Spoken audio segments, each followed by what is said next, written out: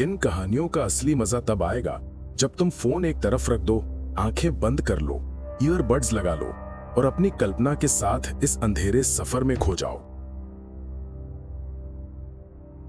तो ये बात दिसंबर 2015 की है, जब गौरव तिवारी खुद किसी पर्सनल केस पर काम करने के लिए गए हुए थे। एक शाम आईपीएस को मुंबई से फोन आता है, जहां एक बूढ़ी औरत उन्हें अपने पुराने घर में हो रही कुछ अजीब घटनाओं का आकलन करने के लिए बुलाती है। अब गौरव का इतनी जल्दी तो वहां आ पाना संभव नहीं था। मतलब सिद्धार्थ और मेघना ने खुद इस सिलसिले में मुंबई जाने का फैसला किया। उस वक्त उन्हें मालूम नहीं था कि यह फैसला उन्हें कितना भारी पड़ने वाला था। अब तक शाम के 8 बज चुके थे और मेघना, रित और सिद्धार्थ लोकेशन पर पहुंचते हैं। ये अपार्टमेंट काफी पुराना लग रहा था, मानो 90s के समय से यहाँ खड़ा हो। मेघना बताती है कि घर के अंदर दाखिल होते हुए उन्हें काफी नकारात्मक शक्तियां महसूस हो रही थी। बिल्डिंग में नीचे के सारे फ्लोर्स खाली थे, जहां सिर्फ सदियों पुराना सामान रखा हुआ था। यहाँ बच्चे अक्सर पुराना सामान उठाने चले आते थे और फैमिली ऊपर के फ्लोर पे रहती थी। ये परिवार मिसेस पवार का था, जिन्होंने आईपीएस से कांटेक्ट किया था। उनके अलावा फैमिली में उनका बेटा अंकित, उसकी बीवी और उनका एक छोटा बेटा भी था। फर्स्ट कांटेक्ट के बारे में पूछने पर मिसेस पवार बताती हैं कि जब से उनके पति का देहांत कुछ साल पहले हुआ है, तब से आए दिन कोई ना कोई घटना होती रहती है, लेकिन कुछ दिन पहले से घटनाएं बहुत ज्यादा बढ़ गई हैं। उस दिन अंकित देर रात तक जगा हुआ था और टीवी पर कुछ देख रहा था। उसने अपना लैपटॉप पास ही डाइनिंग टेबल पर रखा था, लेकिन सोने जाते वक्त उसे उसका लैपटॉप कहीं दिखाई नहीं देता। अंकित इस बात से काफी शॉक्ड हो जाता है और घर में हर जगह लैपटॉप ढूंढने लगता है। लेकिन ये लैपटॉप कुछ देर बाद खुद ब खुद डाइनिंग टेबल पर प्रकट हो गया, मानो किसी ने उसे गायब किया हो एंड देन रख दिया हो। यही नहीं, आने वाले दिनों में ऐसे ही घर में कई चीजें होने लग जाती है।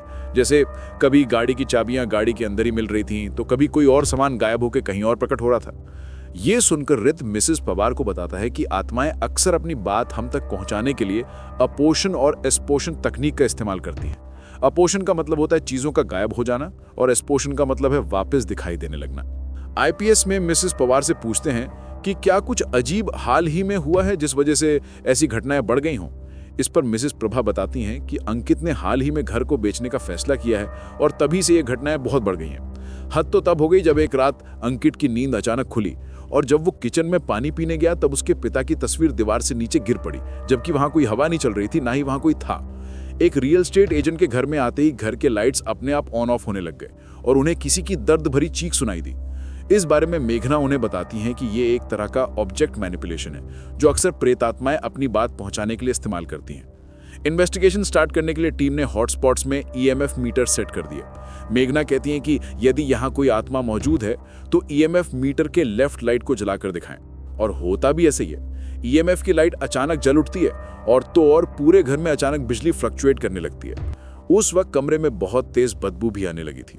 बाद में जब उन्होंने ईवीएफ को ऑन करके सुना, तब किसी भारी आवाज में रिकॉर्ड हुआ था, इस घर को मत बेचो। मिसेस पवार बताती हैं कि यह मकान मिस्टर पवार यानी अंकित के पिता ने बहुत मुश्किलों से बनवाया था और मरने के पहले भी उन्होंने अपने परिवार से कहा था कि चाहे जो भी हो जाए, ये घर कभी मत बेचना। इस घटना के बाद मेघना और बाकी की टीम वापस घर लौट आई, लेकिन असली गतिविधियां उसके बाद ही शुरू हुई। मेघना की तबीयत काफी खराब होने लगी और सिद्धार्थ के घर में भी उसे थोड़ा अनकंफर्टेबल फील होने लगा। सिद्धार्थ की मां को उनके पीछे एक औरत की आवाज सुनाई दी और उनके कमरे में अलमारी अपने आप खोलने बंद होने लगी। सिद्धार्थ को मालूम हुआ कि कोई आत्मा मुंबई वाले उस घर से उनके साथ यहां तक आ गई है। गौरव ने उन्हें तुरंत क्लिंजिंग करवाने को कहा। मेघना और सिद्धार्थ ने भी क्लिंजिंग रिचुअल में हिस्सा लिया और तभी उनकी हालत सही हो गई। एक चीज क्लियर था कि कहीं ना कहीं अंकित के पिता ही ये सब कर रहे थे और वो नहीं चाहते थे कि उनका घर बिके। काली अंधेरी रात में मुकेश मिल का किला किसी भूत बंगले जैसा लगता है। लोगों को कई बार यहाँ किसी अजीब आकृति की प्रेजेंस महसूस होती है और कई बार बालकनी में लोगों ने किसी औरत को रोते हुए सुना है। ये मिल कोलाबा के पास बसा एक मिल है जो कि 1870 के समय से मौजूद है। 1982 में यहाँ एक भीषण आग लग गई, जिसके बाद काम करने वाले कई मजदूर मारे गए। आग का असली कारण आज तक कोई नहीं जान पाया है। 2007 में एक फिल्म मेकर ने यहाँ एक हॉरर फिल्म शूट करने का फैसला लिया। शूटिंग के दौरान एक्ट्रेस रीमा अचानक बहुत अलग बिहेव करने लगी। उन्होंने डायरेक्टर और बाकी क्रू को चिल्लाकर यहाँ से निकल जाने को कहा और उनकी आंखें लाल पड़ गईं। अचानक उनकी आवाज किसी मर्द जैसी आने लगी और वो बहुत भयानक रूप से चिल्ला उठी। यहीं काम करने वाले एक आदमी दुबे ने बताया कि कुछ समय पहले एक और फिल्म मेकर यहाँ एक बच्ची के साथ शूटिंग कर रहा था।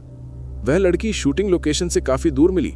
पूछने पर उस लड़की ने बताया कि उसे सफेद हैट पहना एक आदमी ले गया था। उस लड़की का शरीर अकड़ने लगा था। वो अपने हाथ पैर मारने लगी और किसी दूसरी भाषा में बात करने लग गई थी। इस घटना के बाद फिर मुकेश मिल्स में किसी ने शूटिंग करने की कोशिश नहीं की थी। ऐसे ही कई घटनाओं के होने के बाद गौरव अपनी टीम के साथ मिल्स को इन्वेस्टिगेट करने आए। गौरव व सिद्धार्थ अंधेरे में टॉर्च जलाकर बैठे थे जब उन्हें दूसरी तरफ से एक टॉर्च जलती बुझती दिखाई दी। पास पहुंचकर इस एंटिटी के आसपास ईएमएफ मीटर स्पाइक करने लगा और ठंड बढ़ने लगी। गौरव ने देखा कि कोई आदमी गहरे रंग का शॉल ओढ़े उनके सामने खड़ा है।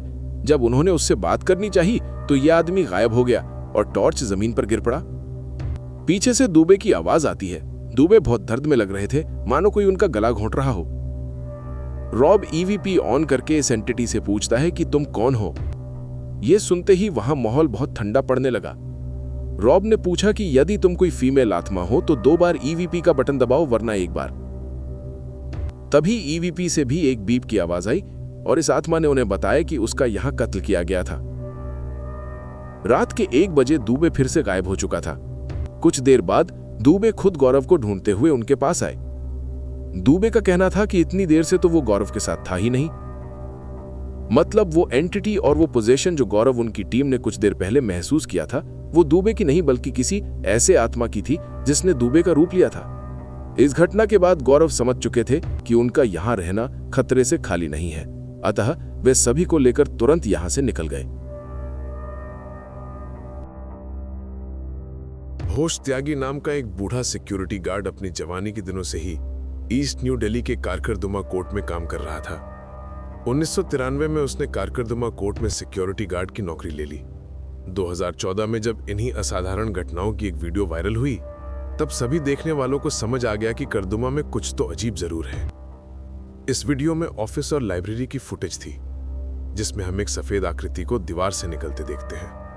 आकृति के निकलते ही कंप्यूटर्स अपने आप चालू हो जाते हैं, ड्रॉज भी खुलने बंद होने लगते हैं और कई फाइलें हवा में तैरती हुई नीचे गिरती दिखाई देती है। एक रात त्यागी ने देखा कि एक कमरे की लाइट ऑन है। शीशे के दरवाजे से उसे एक आदमी कुर्सी पर बैठा काम करता दिखाई देता है। त्यागी ने दरवाजा खोला ही था कि उसके सामने एक तेज हवा का झोंका आया और वो आदमी गायब हो चुका था। ऐसी कई घटनाओं के बाद आईपीएस यानी इंडियन पैरानॉर्मल सोसाइटी से कांटेक्ट किया गया। गौरव ने प्रीलिमिनरी इन्वेस्टिगेशन का भार राज को दिया। राज एक माइक्रोसॉफ्ट सर्टिफाइड इंजीनियर होने के साथ साथ आईपीएस के खास मेंबर थे। त्यागी ने बताया कि जहां तक मैं जानता हूं साहब, कुछ लोगों ने आत्महत्या की थी। वो किसी हाई प्रोफाइल केस के वकील थे और कोर्ट में इनका दांव उल्टा पड़ गया और वो बुरी तरह केस हार गए थे, तो शायद वही वजह हो सकती है। टीम ने इन्वेस्टिगेशन शुरू की और सबसे पहले उन्होंने मेन लाइब्रेरी की जांच की। ठीक 11 बजे अचानक ईएमएफ में रीडिंग बढ़ने लगी और तभी त्यागी भी वहां उनकी मदद करने आ गया। टीम कॉरिडोर की तरफ बढ़ने लगी और त्यागी उन्हें एक दिन की घटना बताता है। जब वो कॉरिडोर से गुजर रहा था तब उसे एक आदमी दिखा जो कुछ घबराया हुआ सा लग रहा था। उस आदमी ने त्यागी से किसी लालवानी साहब के ऑफिस का पता मांगा। जब त्यागी ने दोहराया कि यहाँ कोई लालवानी जी काम करते ही नहीं हैं, उस आदमी ने त्यागी को अपना नोटबुक दिखाया जिसपे सूखे पुराने इंक में लिखा था 17 दिसंबर 1996। ये देखते ही त्यागी के रोंगटे खड़े हो गए, लेकिन अब तक वो आदमी गायब हो चुका था। काफी देर इंतजार करने के बाद भी जब ज्यादा कुछ हाथ नहीं लगा तब गौरव कहते हैं कि लगता है आज आत्माएं हमसे इंटरैक्ट नहीं करना चाहती। टीम के लौट जाने के बाद गौरव ने देर रात फुटेजेस और ऑडियो को एनालाइज करना शुरू किया। यहाँ एपीएस टीम को जो मिला वो उनके कल्पना के परे था। दरअसल जो भी तस्वीरें उन्होंने वहां खींची थी उन सभी में त्यागी का नामो निशान नहीं था। इतनी बातचीत होने के बाद भी ऑडियो में त्यागी की कोई आवाज ही नहीं थी। राज ने वहां के एक और कर्मचारी शर्मा को फोन लगाया और उनसे उन्हें पता चलता है कि त्यागी तो देर शाम को ही कोर्ट में आत्महत्या कर लिया था। आईपीएस की टीम के साथ उस रात त्यागी की आत्मा थी और वो भी एक सज्जन आत्मा थी।